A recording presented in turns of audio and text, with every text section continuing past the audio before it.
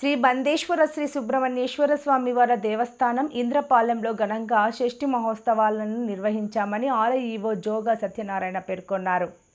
Kakinada rural మండలం ఇంద్రపాలెం గ్రామంలో వెలిసిన శ్రీ మందేశ్వర శ్రీ సుబ్రహ్మణ్యేశ్వర స్వామి వారి దేవస్థానంలో ఘనంగా షష్ఠి మహోత్సవాల్ని నిర్వహించడం జరిగిందని ఆలయ ఈవో జోగా సత్యనారాయణ పేర్కొన్నారు. ఈ సందర్భంగా మీడియాతో ఆయన మాట్లాడుతూ భక్తులకు ఎటువంటి ఇబ్బందులు లేకుండా ఉండాలని ఎమ్మెల్యే పంతం నానాజయ్ ఆదేశాల మేరకు షష్ఠి మహోత్సవంలో భాగంగా రాత్రి 1 గంటకు ఏకాంత సేవ రుద్రాభిషేకం నిర్వహించడం జరిగిందని, అదేవిధంగా 3 గంటలకు భక్తులకు దర్శనాలు ఏర్పాటు చేయడం జరిగిందని తెలిపారు.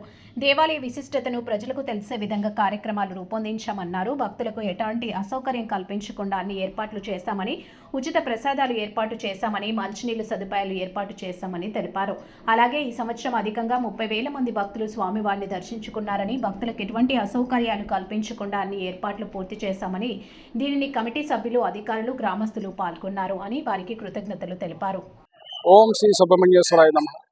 ఇంద్రపాలెం గ్రామంలో వెలిచేసిన శ్రీ సుబ్రహ్మణ్య స్వామి దేవస్థానంలో ఈ రోజు షష్ఠి పర్వదినం పురస్కరించుకొని ఈ తెల్లవారుజామున 1 గంటకి ఏకాంత సేవ స్వామివారికి అనంతరం రుద్రాభిషేకం చేయడం జరిగింది. రుద్రాభిషేకం అనంతరం 3 గంటల నుంచి భక్తులకి దర్శన ఏర్పాట్లు చేయడం జరిగింది. ఈ దర్శన ఏర్పాట్లో కూడా ఎవరికి ఎటువంటి అవసరం లేకుండా క్యూలైన్లు కానీ ఏర్పాటు చేయడం కానీ, అలాగే బారికేడ్లు కానీ, కార్పెట్లు వేయడం కానీ అన్నీ జరిగింది. మంచినీటి సౌకర్యం కానీ, ఉచిత ప్రసాదం కానీ అన్నీ ఏర్పాటు చేసాం.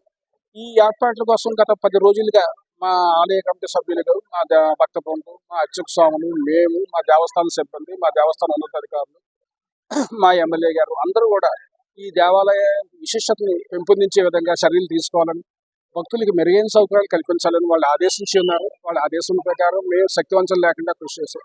ఈ రోజు ఉదయం 15,000 మంది వచ్చారు. 15,000 మందికి ఆ ఆలయం ప్రాంగణం ఎక్కిసిపోయింది.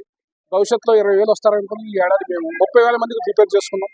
30,000 మంది ఈ రోజు రీచ్ అవుతారు. సాయంత్రానికి ఇప్పటికే 15,000 మంది భక్తులు వచ్చి వెళ్ళారు. ఇక్కడ మా ఆలయ కమిటీ సభ్యులు కానీ, మా భక్త బృందం కానీ, వాలంటీర్లు కానీ, మా టీం కానీ మొత్తం అంత దేవాదాయ శాఖ ఉన్నతాధికారులు కానీ వచ్చి పర్యవేక్షణ చేశారు.